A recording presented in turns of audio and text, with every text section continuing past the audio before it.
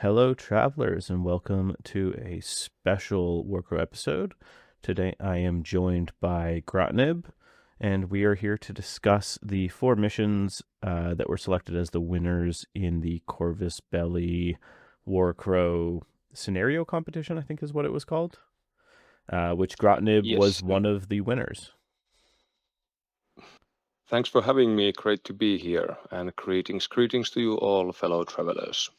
For any of you that somehow don't know, Grotnib also has a YouTube channel where he does great Warcrow content, especially for the Northern Tribes players, which is part of why I don't do as much Northern Tribes stuff, because I just kind of leave it to Grotnib because he knows them much better than I. So I think, the plan is just we're going to kind of walk through the different missions, take a look at them, give our thoughts. For anyone that is playing in the Worldwide Warcrow League this season, we are using all four of them. So this could be helpful, or it could be after you've already played your games with them. Who knows? We'll see. But I think all the missions are pretty good, and I wouldn't be surprised if some of them find their way into WTS Season 2, at least in some form. Yes, I have to say that I also enjoy at least the three ones that are not made by me. I think they are very interesting and very dynamic. Hey, yours is very dynamic, but we'll get there. I think I've put them in the order that I think they're appearing in WWL. So let's first take a look at the artifact. I'm going to read the flavor text because I appreciate it that the people put the flavor text into the document as well. Rumors speak of artifacts scattered across Lindworm. No one knows their origin, but everyone senses their power. Each one is unique, yet they can be recognized by the four keys required to awaken them. Will it stop the mist, or is it part of another plan? A plan far older. So, you should be able to see on screen. Let me just zoom in a little bit. So the table setup is kind of interesting. So it's normal 8 stride deployment zones, and then you have 5 objective markers. There's 3 brown objectives across the middle, and then 2 other objectives, 12 strides from each player's deployment zone. There's a few, I guess, interesting tricks about this mission. The scoring is based around scoring having at least one brown objective, having more brown objectives, and then having control of the objective that matches your color. But unlike some other missions, I guess it's kind of like, let's take positions. But either way, the objective that matches your color is actually the one furthest from you. So it's actually encouraging you to need to go and get the objective right outside the enemy deployment zone while holding more of those 3 brown objectives in the middle. The final twist to the mission is the very center objective, the center brown objective, cannot actually be controlled by anyone until the other 4 objectives have been switched into at least somebody's control. So you could theoretically just choose to never capture an objective and then only be fighting over the remaining, I guess, 3 objectives on the field. So, Yes, and I feel this is really interesting because the player who is quote unquote defending their opponent's colored objective is incentivized to put some troops in there to defend it against ambushers, scouts, and stuff like this. But at the same time, if they do potentially open up the door for activating the middle objective. So there's a nice decision point there. Do you want to leave it unguarded and thus stop the enemy from potentially taking the center, or are you afraid of someone dropping in and taking it, but at the same time you make capturing the middle easier for them? I agree, and it kind of takes away what some missions have, where it's just a rush to control that center objective, because usually center objectives are very powerful. It also helps the person going second as well, because like if you're going second, you don't really need to put anyone on the objective closer to you, as long as you have someone nearby that could respond to like an enemy ambusher jumping in on it. But if you're going first in the turn, you kind of have to avoid that ambusher just kind of walking in onto it that you just described. I guess the one last trick to this mission is that if you end your activation within range of the center objective, you gain a stress. So even more so now, it's making it even that much harder to control that center one and do a lot of actions around it, because now you're just gaining extra stress doing so, which is, I think, another hiccup to controlling that center objective. Yes, and it's interesting also in that regard that in a mission setup such as this, you are going to be focusing a lot in the center area of the table naturally because of how the objectives are situated. But at the same time, while you usually want to be close to the middle so that you can respond to anything that happens on either flank, now you have to endure stress to do so, even if you're not interested in controlling the middle objective. Yeah. So I've had some thoughts about like how I'd approach this mission, partially because it's this round of WWL and I need to play it tomorrow. But in terms of scoring, you can actually, I think, win this game. I think there's different ways. Like you can try and, if you get an opportunity, try and go for that objective that's, across the board from you, your colored objective. But I think until like an opportunity to do that arises, to me, the smart play is actually to just kind of play in a triangle, not try and spread out everywhere. Again, this is faction dependent. Factions that have low conquest might need to spread out more. But if you can just kind of control like a triangle between like, a side objective, the center objective, and the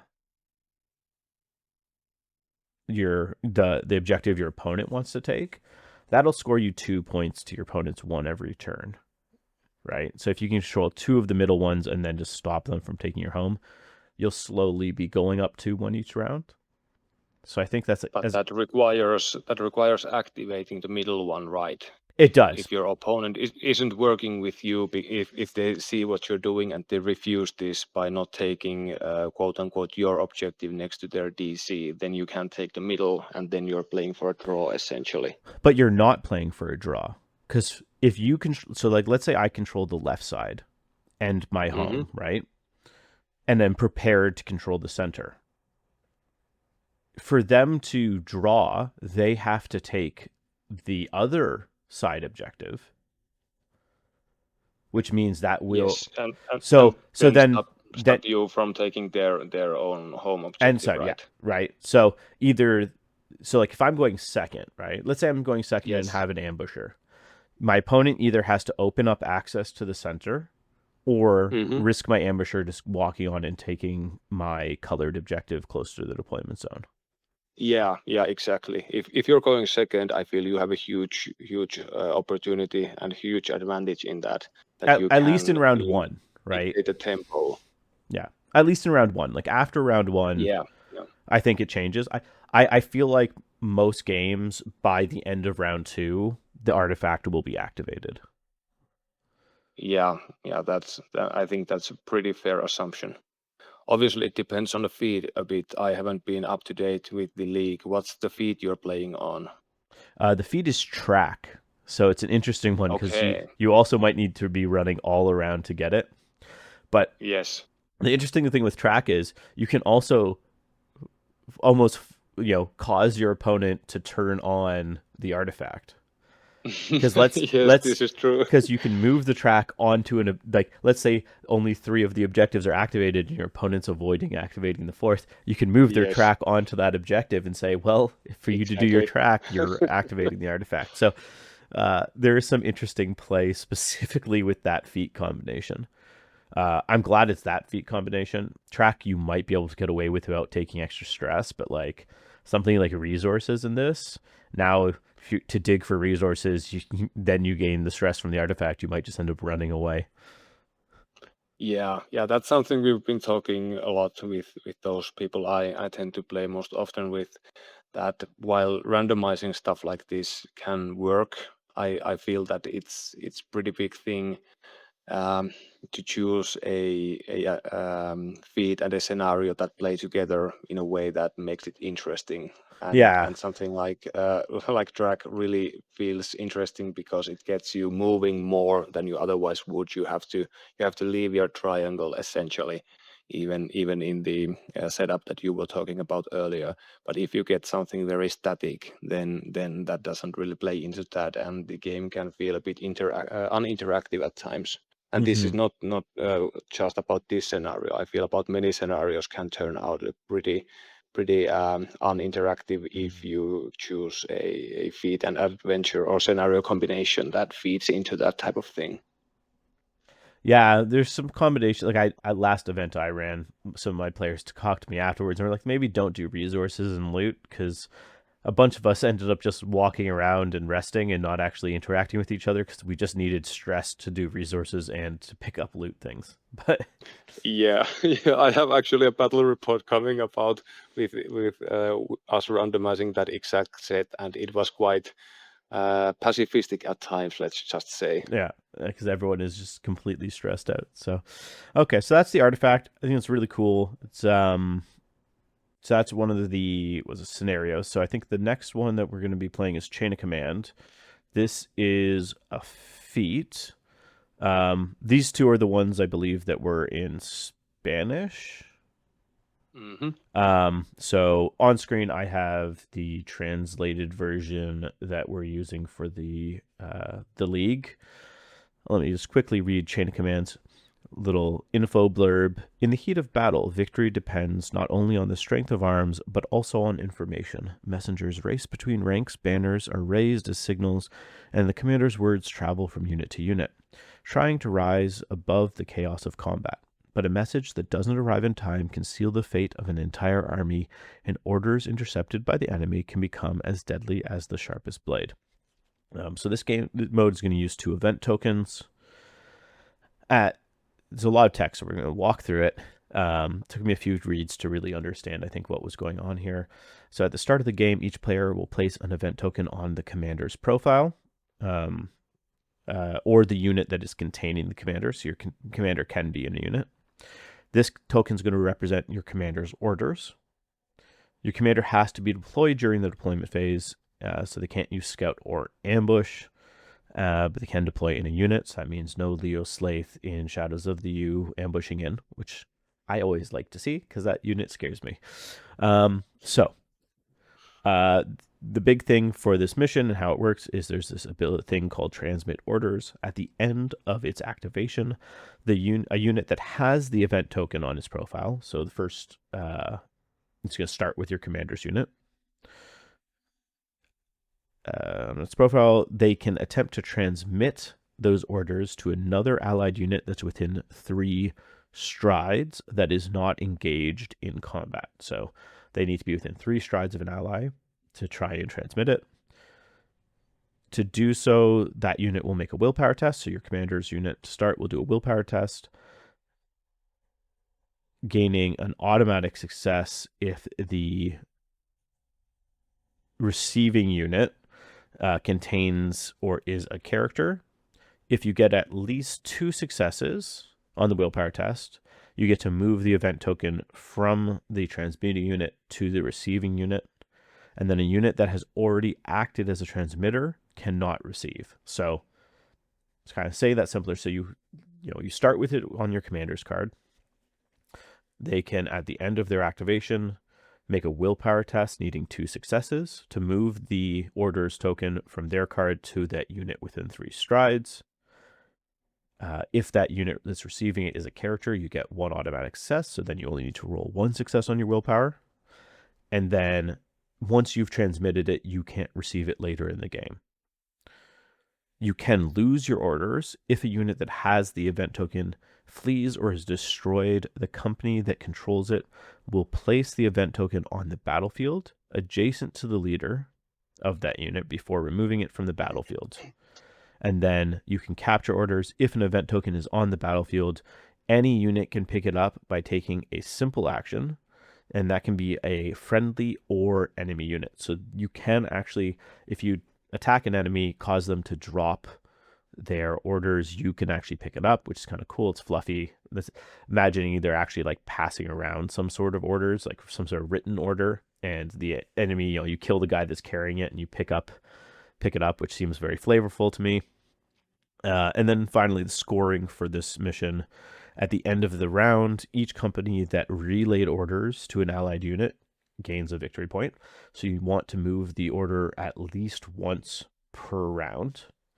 And then at the end of the game, if a company has both event tokens on the profile cards of its units, it gains one victory. So you get one victory point each round for transmitting the orders, and then you get one victory point if at the end of the game you have your orders and you've captured your opponents. So this is interesting. It definitely favors having units with characters in it, which I believe is something that you do quite often with your northern tribes, right? Yeah, I think that's part and parcel for playing Northern Tribes. That's one of the things I feel is the fantastic, especially officer type characters that you can attach to your units. And I like this mission setup not only because I feel it suits our faction rather well, but also because it imposes a list construction problem to Mm-hmm. a player preparing for an event like this. If you are indeed playing with, let's say, one list or even two list event, I don't think in your event this is the case. You're allowed to make a new list for every game, right? Yeah, it's using a sideboard kind of build to it. So yeah, you can kind of tailor to the missions themselves and the opponents. But I also like that in a feat such as this one, the player going first every round is favored when it comes to completing or scoring this one. And since most scenarios are heavily favoring the player who goes second, at least they have the best chance to outscore their opponent if they have the resources to do so. Then this helps balance that out a bit. So I like that a lot. Yeah, it's cool. It's I like that it has that because you want to get it done. It's like a lot of feats where you want to get it done, I think, as soon as possible. But unlike some feats like track, you can't. You need to do it throughout the game, right? You can't just be like, I'm just gonna Yeah, quick. yeah. I can't burn through my track my first three activations of the game. It's okay. I want to get it done. I think you probably want to try and get it done as soon as possible in a round, just in case you keep failing the Hmm. willpower roll. Like ideally you can quickly move, pass it on, then quickly, start of next round, move, pass it on. One thing I do like about it is that you can't just like pass it back and forth between two units. And Yes, and because yes. it's a pretty short distance that you're allowed to transmit it. It's only 3 strides. It's really going to force you to either move your guys around a lot, or you're going to need to kind of make like these little pass bunkers, um, which I think it'll be interesting to see how people play it. Um, the trying to steal your opponents is also something that's fun that you can't really necessarily do just quickly at the end of, like, you can't just do it as like the last action really, because you're gonna need to make them flee and then also still have a simple action to pick it up, which isn't impossible like if you start engaged, but it's a bit harder to do, which is nice. Yes, and I like that both players have a lot of agency when it comes to playing this one. You can see where your opponent is sending their commands or whatever, and you can send some troops to try and intercept that. While at the same time, you need to be careful to make sure that you have the required units close by so that you can actually get yours done. Yeah. And it could also, it would be interesting. I feel like there could be some interesting tempo in a game with this too. Like if my opponent has done theirs the first 2 rounds and let's say I got it the first round but I missed it the second round. Well, now on that third round, I really need to make sure that I steal theirs, cuz if not, you know, I'm down. So it can really cause some nice tempo setting, which is always nice because it can help break sometimes if a game gets a bit stalematey where people are just kind of push you on scenario. Having this, okay, the feat is going to be the decider. I fell behind one on there. Now I need to go for that fourth point for capturing both, which might force you to play some more aggressively for the Yeah, league. for sure, for sure. For the league, And I Oh, sorry. Sorry, just for something you said earlier, I have to also agree that I really appreciate the fact that you can only essentially play this successfully only once per round. If anyone at CP is listening, maybe track could also work like this in the Yeah. future. So that it wouldn't be a race to a race to get your vestige 3 times and then it's done, but you would have to actually play the feat throughout the adventure. Yeah. Well, like you can pass it more than once around. It just doesn't help you at all, and it only hurts you because now it locks out another unit from being able to receive Yes, the thing. exactly. Now, one thing I like to note for this one, you're probably best if you have some sort of token or something to mark which units have received it or which have transmitted it, just to make sure that you don't you don't accidentally mix up and transmit it, like, from someone that can't transmit it. So when you're playing it, maybe just put a little marker or token on a unit once it's Yeah, there are a lot of participated. things to remember in the heat of the moment. Yeah. So that can be at times something that you miss. Yeah. One. But this is again something I think also funny in Warcrow. Only in the world of Warcrow, guys with berserker background are best when it comes to performing specialist functions.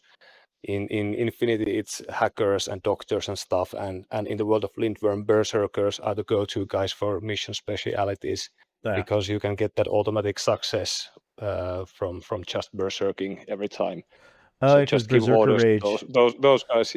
Yeah, because it's not the just best. on attack and defense rolls. It's any roll, right? It's attack, defense, and willpower, and Mm-hmm. that makes it so damn versatile. It means your unit essentially almost never flees, and it's great for tracking and stuff like this also. Yeah, I was watching a game with Feudum yesterday on track, and the Magister's unit completely whiffed their roll and got 0 successes to track. And then they realized that the Magister's ability to spend a command token to just add a success just says to a roll. It doesn't say any type of roll. So as far as we could tell, it meant any type of roll, which included that roll. So then they were able to do that in stress and get 0 successes turned into 2 successes on the track, which was so things that can give auto successes like that can be very handy for things like this. For the Yes, league, this is actually being paired with loot, which, just thinking of that combination, it's an interesting combination. It's nice that this feat doesn't cause extra stress, which is good because loot does cause stress. But it also kind of lets you this could just end up being a very mobile game, right? Because with loot, once they're picked up, it doesn't matter where you are. Um, I kind of like that combination because it's like grab some objectives and then quickly move around, passing around the thing and hunting down your opponents. Orders. So it's definitely going to be an interesting combination to have both the feat and the scenario have absolutely no care about like where something is on the board, pretty much.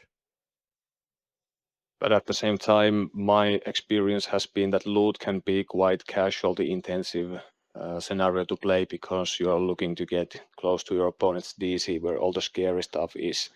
So even though Yeah. if you are rolling terribly in this one, the passing of the orders on the first round should be a gimme, but on the second and maybe especially on the third round, you might be running out of guys who are alive and haven't passed the thing already. So I feel that's really cool. And aren't currently engaged because you can't pass it to someone that's Yeah, that too. engaged. Yes.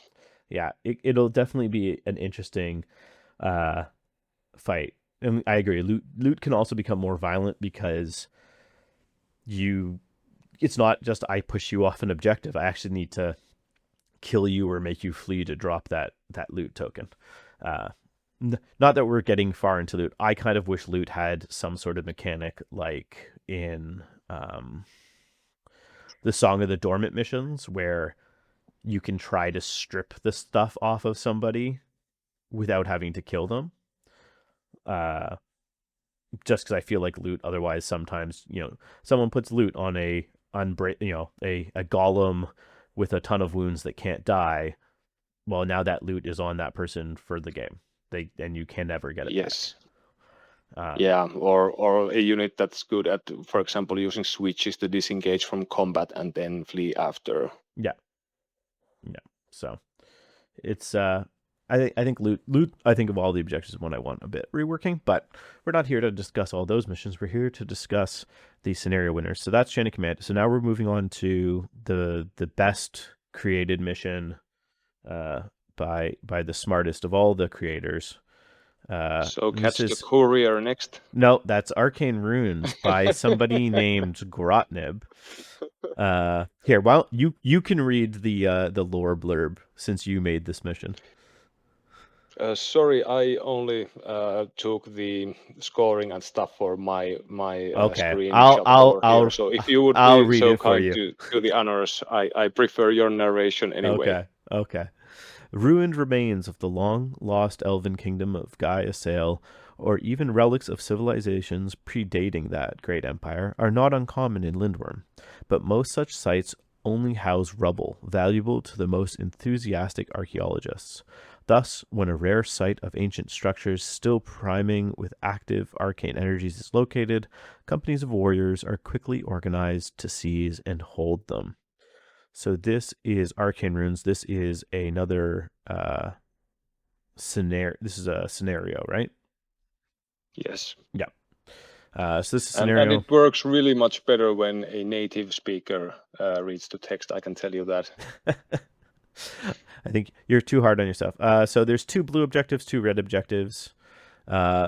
You've suggested that for thematic purposes, if people have cool portals, to use them, like the ones from the Warcrow Adventures Scenery Pack, to use them on the objective spots, because this is about portals. This is a mission about having fun with portals.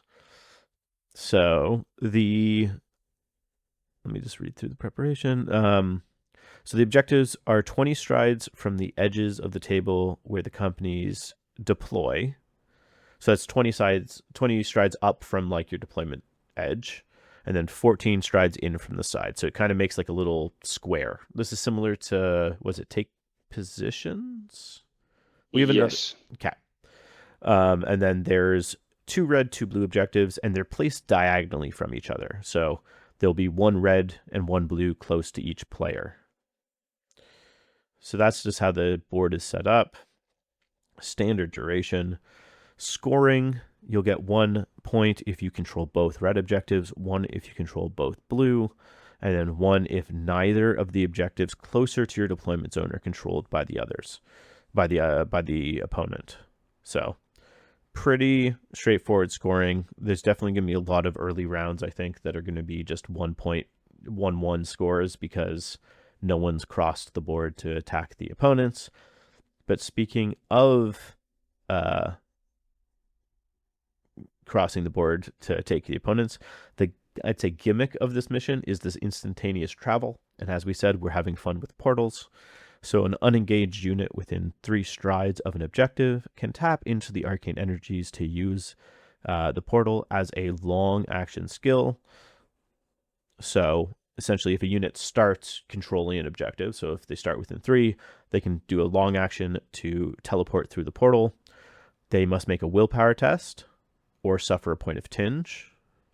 And then regardless of whether the willpower test is passed, you then place the unit performing instantaneous travel within 3 strides of the objective of the same color as the one used to trigger it. So if you're at a red objective and you use this, you teleport through and you end up on the red objective across the board.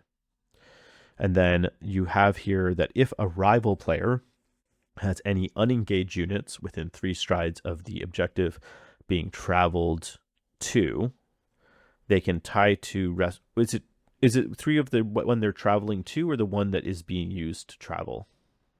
Yeah, the one being traveled to, like the receiving unit. Okay, so the unit that, if there's a unit essentially on the objective that you're trying to travel to, they can try and take control of the travel by making a willpower test. You can only do it with 1 unit, so even if you have 2 units on the objective, only 1 can do it.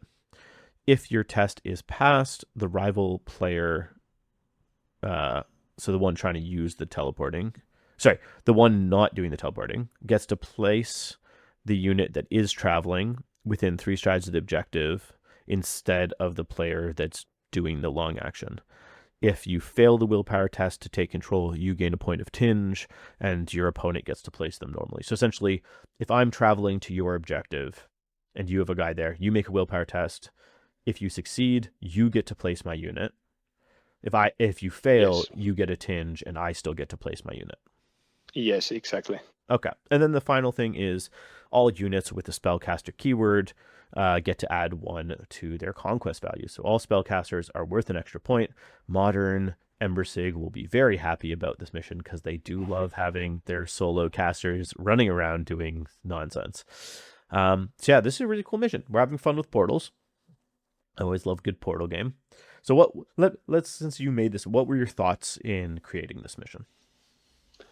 Well, the main driving point behind this mission was that since the games of Warcrow are very constrained on how many activations you tend to have, especially diagonal movement across the table, especially if there is any meaningful pieces of terrain in the way, is extremely intensive for activations, and you might not want to do it all that much.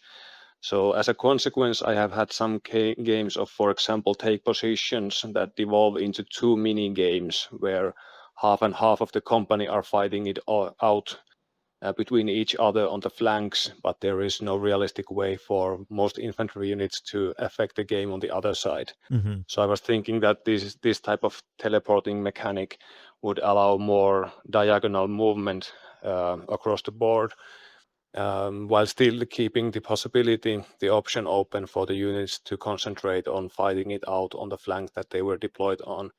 And at the same time, I feel there are quite some powerful combinations of units and abilities that rely on those units being geographically close to one another.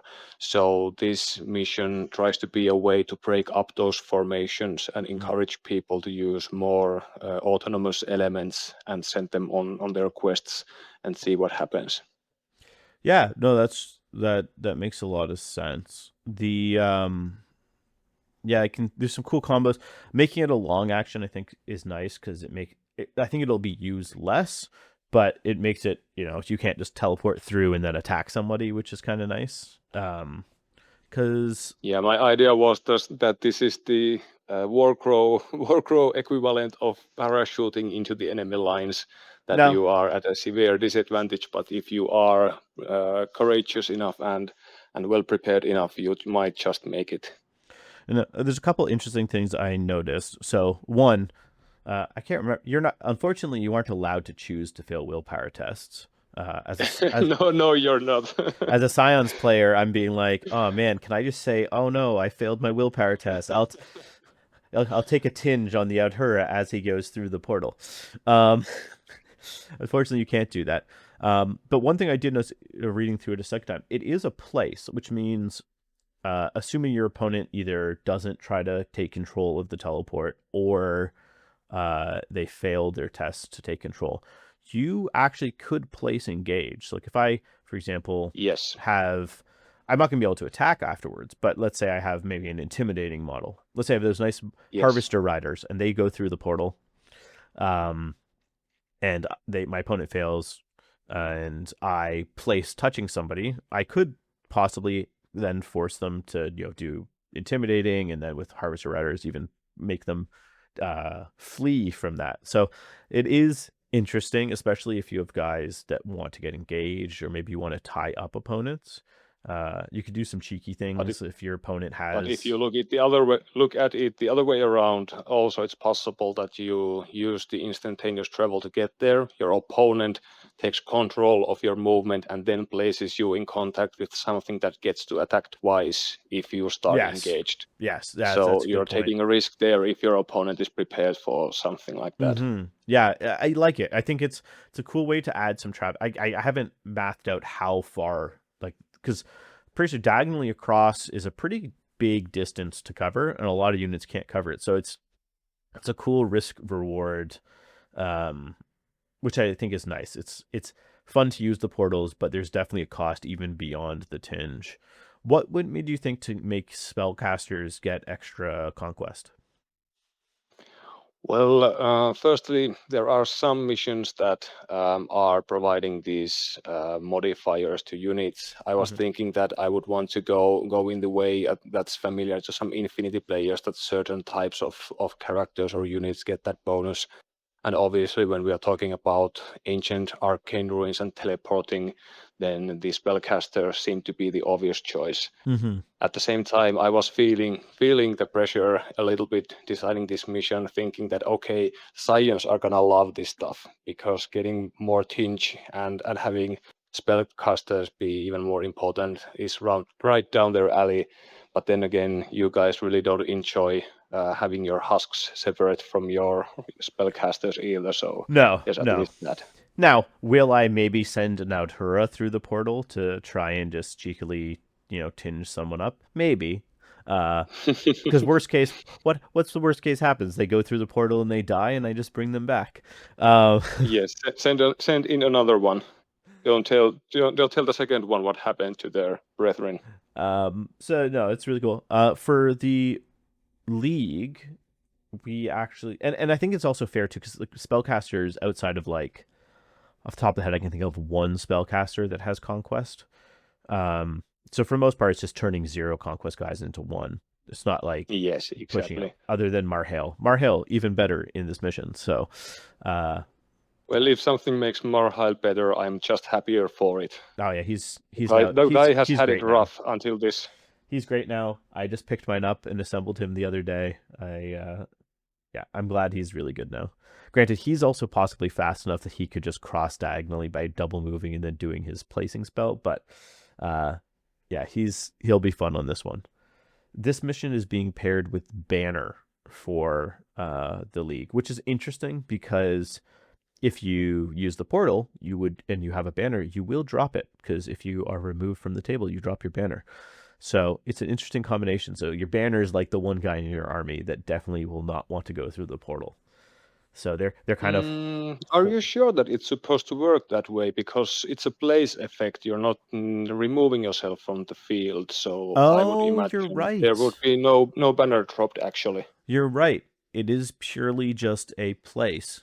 You were right. See, this is why I Then have you again, on if here. you are willing to parachute your banner bearer in the middle of your enemy force, the end result might be a dropped banner soon enough anyway. Hey, depends who holds the banner. Uh, Echoes are pretty hard to shift, even in the enemy's face. Granted, they won't have any attached characters at that point. That's less fun. But you're right. Yeah. Okay. So you're right. Never mind. It doesn't actually say remove from the table. It's just a place effect. So you won't drop your banner. Ignore me. So if your banner bearer wants to go through, they can. Maybe if your other troops have gone first and cleared the landing zone. But I actually like this Yeah, this sorry, setup for your league a lot because banner is one of my not favorite feats because I feel the banner often devolves into an archery Can you hear? competition. Sorry? Sorry, I lost. The audio picked up there. My headphones just cut out for a second, but the recording caught your audio. Okay, so we're good to go. Oh yeah, we're good to go. Yeah, so I feel that banner sometimes, or rather often, devolves into an archery contest. So this way, some of those more beefy but slower banner bearers should have access to ample enemy troops to get their glory meter going. So I'm really hoping to see some revenants bearing banners going through the portal and seeing what they can find on the other side. Yeah, no, that makes sense. The Yeah, banners is kind of a weird one. Times it's on like someone like a rock troll, but scions often put it on my ale, who's just hard to kill but can shoot. Uh, it's always like a balancing game between how survivable do I want my banner versus I need to actually still kill things. Yeah, yeah. But But okay, I feel, well, not so much anymore, but previously someone like Lady Telia was the prime candidate for this stuff. Double shooting at safe distance was quite obnoxious. hey, she can shoot Well, now from that even further Celica away can do now. it, it's not so obnoxious anymore. I think that's totally fine and legit. Yeah, no, she can shoot from further away now at least, but yeah, no, she was really nasty for it. Uh, Yeah, there's a few. There's a few guys in the game. I think Marhale is actually probably a pretty solid banner bearer now. Because he's surprisingly tanky. And can definitely do a bunch of damage if you want to. So okay, let's move on to the fourth and final mission. This is Catch the Courier. No fun narrative blurb here. We're just chasing down a courier. So you have 6 event tokens. After deploying all the units in the game, preparation phase, including scouts. So after scouts phase, you choose 1 unit from your company that is in your deployment zone as your courier, and then choose up to 2 different units as decoys. You're going to place an event token on all 3 cards, and then in secret note down which of those is the courier, and the other 2 would be the decoys. If a courier or decoy is removed from the battlefield by an effect, it'll be considered eliminated for scoring purposes. So for example, if you put, if you made a walker, well, they wouldn't start on the field, but if you put, let's say you have a CNN unit on the battlefield, and then you pick it up with Walker of the Leaf Storm, and that unit had been your courier, well, now it counts as being destroyed for the purposes of the game, so you don't want to do that. If a courier is not chosen at the start of the game, it is also considered eliminated. So if you just forget to do the mission, you just count as having killed, which is, I like it when they put things like this in, because sometimes people just forget to do the mission. They get too caught up in the scenario and forget to actually set up the mission properly. So at least now we have a set thing of what happens if you unfortunately do that. And then continuing through, if the unit chosen as courier or decoy has a joined character, the courier or decoy will be considered eliminated once the unit is destroyed, even if the character survives. So that means if you have an officer in a unit and the unit is the courier and the unit dies, then the courier is considered dead, even though the officer, there's no like handing it off to an attached character that we have in some missions. And then we have an ability revealing the courier.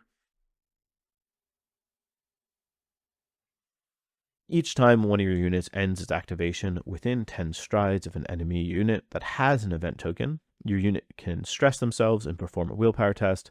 If they succeed, the rival must reveal if the unit is a courier or a decoy. If it's a decoy, remove the token. If it is the courier, remove the event tokens from the 2 decoys.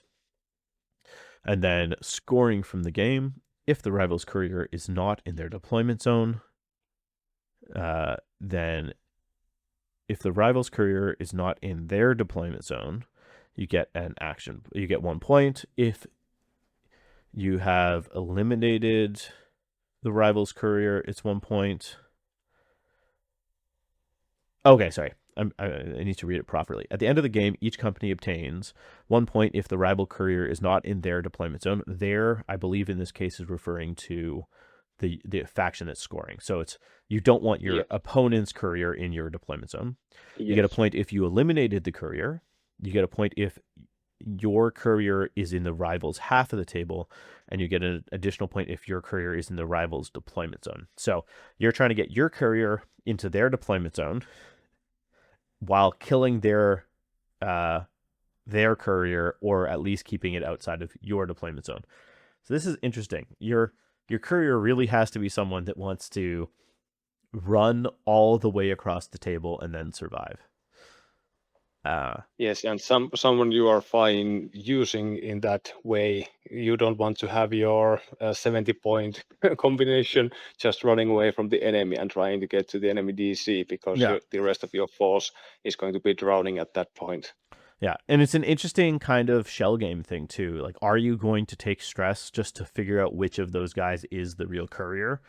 It might be worth it, right? If you have especially if it's like later in a round, it's like, okay, I might as well figure out, is this the real courier? Because once you know who the courier is, now you only need to worry about 1 unit running to your deployment zone. If you never discover, your opponent could just try to run all 3 into your half the table at least, and then it's like, okay, I don't even know who I need to deal with. So I think they've made it good where there is some value in actually trying to reveal. Now, yes, I appreciate it very much also, and I can even foresee a situation happening where I can't actually get my real courier there, but you haven't identified it. So I will send one of the decoys in, forcing you to do something about it, thinking that that actually was my courier, and then I can hopefully divert my opponent away from something that's really important actually. Yeah. I think strategically, this means like round one, you want to make sure that you're not putting your decoys and couriers far enough up that your opponent, as like a last activation, can just like double move, get within 10, and then reveal one. Because if they're about to reduce their stress, there's no cost to it.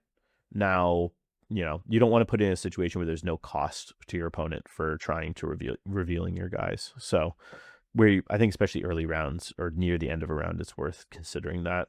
I think flavorfully, cavalry just seemed really good at doing this, right? Especially like cheaper like saying like a Black Angels, right? Black Angels, they're kind of usually more scoring and occasionally being used for like some cleanup shock cavalry rolls.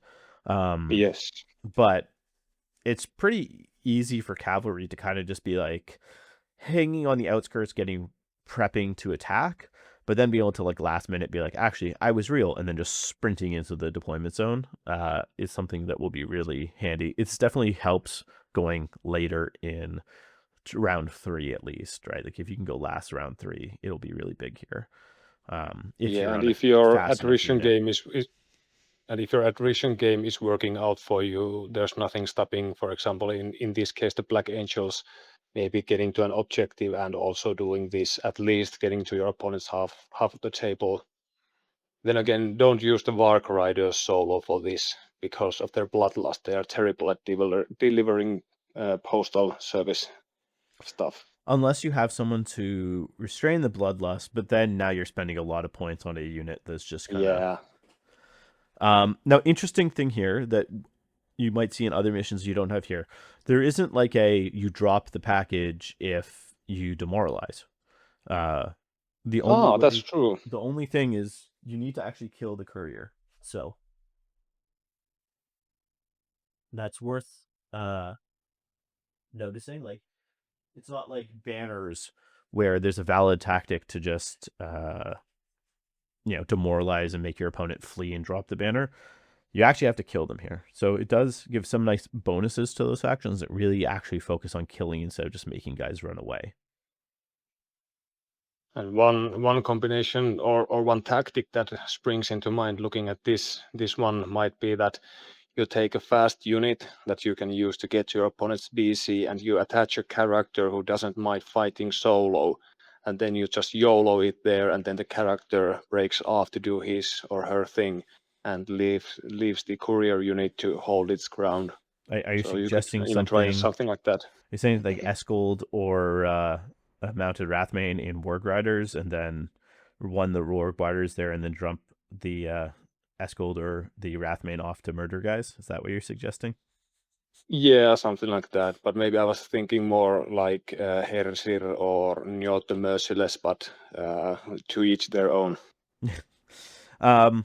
So for the League, this is being paired with the Expanse, which I'm trying to remember. I think the Expanse is the one that the one that has the objectives like By touching the deployment zone.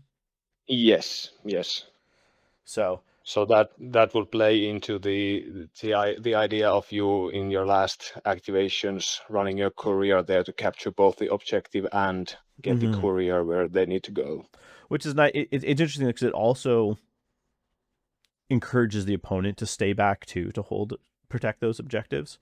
But it will create this interesting dynamic where so much of the scoring of this this mission combination is going to be like there's an objective in the center, but then so much of the points of the game are fighting over essentially the deployment zones. So it's definitely going to spread forces out, I think, a lot more than other mission combinations that we have, which is cool. It helps break up and make some builds weaker. Like the bunker, right? Like the Feudum bunker is going to have a much harder time if all they need to be, spread out that far and the bunker starts losing its effectiveness. Because if they only are building around the center, now your opponent might be able to just use their more flexible maneuverability, just run around you. So it'd be interesting to see how that plays out in terms of how people build for that specific mission. And one would also imagine that having a quote unquote slow pace scenario in the expanse, you would have more time and more incentive to focus on trying to discover which is the right courier and playing Yeah. that game earlier on, just to make sure that your opponent doesn't do anything towards the end of the game that's going to swing the game decisively in their favor. Yeah. Yeah. Because a courier suddenly sprinting and claiming an enemy objective could be a very big swing, right? That could be depending on how far they travel, that That could could, essentially be game there. yeah, because that could be, one less for your opponent, possibly two more for you, plus an objective for another point as well. It could be a big swing. Thank goodness that Drago doesn't have board wide +2 conquest anymore, because otherwise, some Black Angel couriers sprinting across the board last activation and being like, "I'm 3 conquest. This is my point now," would have just been disgusting. So, it's also worth noting. It says in the deployment zone. It doesn't say like wholly within. So my understanding is, as long as, I'd have to double check the rules. I can't remember if in is any part of you is in, or to be in you have to be majority in. I think it's either someone or the leader. I don't think I think it has to be Warcraft the has leader. majority. Yeah, I think it just has to be the leader that has to be in. So it means you can stand on an objective just outside the deployment. And, well, actually, it goes well into the deployment, so it's pretty easy. But yeah, so that's an interesting combination. I think I'm just kind of like, I guess, wrapping up. We've gone through the 4. I really like all 4 of these missions. I think all 4 of them could make their way into like regular tournament play. I'm glad that the league is, running them almost as like a stress test, because I think, the more people try these and run them, give some feedback maybe to CB on them, it means more variety of missions for next WTS, which I assume will already get more missions, but yeah, it'd be nice to get more into the rotation. I don't know if you have any final thoughts on these missions, or any thoughts you have on the process, because you actually made one of these, of building one of these missions. Well, first and foremost, I would like to applaud the league, people behind the current league, for being courageous and trying this out. And I also have to say that from the feeds that they have chosen for the scenarios and vice versa, it sounds like they have really thought these things through. And it sounds like you are about to have some quite interesting and different games at your hand. So that sounds pretty great. Um, I'm not a big game developer guy. I don't write my own scenarios often, like it seems some people do all the time. So this was just a once in a blue moon thing for me. So if you want tips on writing good scenarios, for goodness sake, don't ask me. Get someone someone who's an expert on the matter. But I think that once you have played enough to get a feel for how the scenarios and feats work, and you feel what's working and what's not working, then you can get cooking and see what you can come up with. And I feel that the other people who were awarded in this competition clearly have realized what's working and what's not working, and it shows in what they have produced. So that's really great to see. Yeah, it was really nice to see. And you say you're not a big games guy, but I do think your mission's really interesting. I think it's well thought out. So I'm really looking forward to getting to play it. And I'll be in the audience cheering Yeah. you on while you do so. Thanks. Yeah. So thanks again for coming on. Is there anything you want to shout out before we head out? If anyone hasn't, definitely check out Grotnib's channel. I will put a link in the description. Also, we'll send this as a collaboration. So I think if you go to the section where you can subscribe. It should actually have both of ours, so subscribe to both channels. And like and follow and follow and subscribe to both of our channels. It helps us find people and people find us. And yeah, let us know your thoughts on these missions in the comments below. Grotnib, is there anything else you want to add? Nothing major, just a huge thanks for having me around, and I really appreciate the work you're doing. When I started doing my channel, I knew I was and still am technically quite simple, and I was feeling that there wasn't a lot of content out there, but you have really stepped up, man, and I really appreciate that. So everyone get creative and get your own Warcrow content out there. There can never be enough No. for people like me, at least. Yeah. No, I'm the same, and it was your stuff that motivated me to start doing mine. So yeah, hopefully we'll motivate more people to get more Warcrow content out there, so that there's more for us to watch. So yeah, but with that, thank you for watching, and as always, may the dice be ever in your favor.